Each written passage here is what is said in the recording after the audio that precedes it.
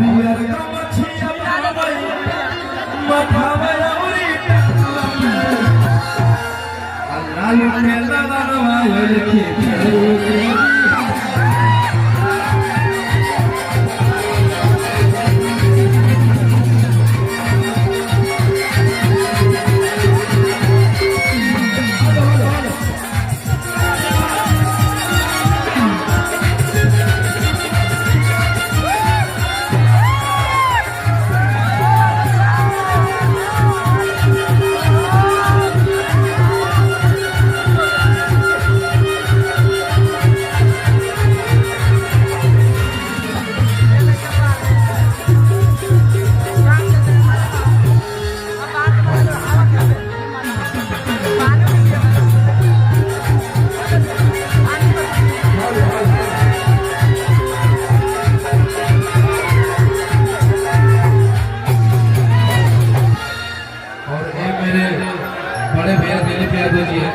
जो कि यहाँ के प्रमुख है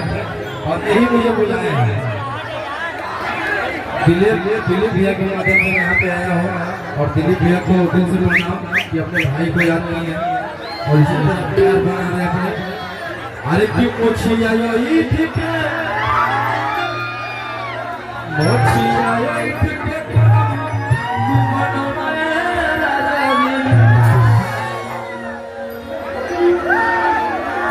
मोछिया के करम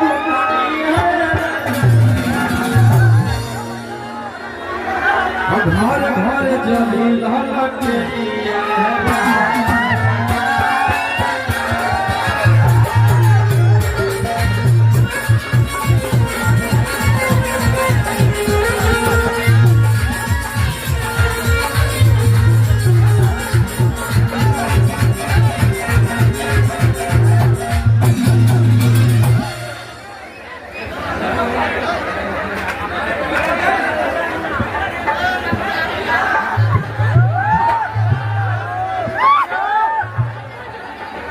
बैठ जा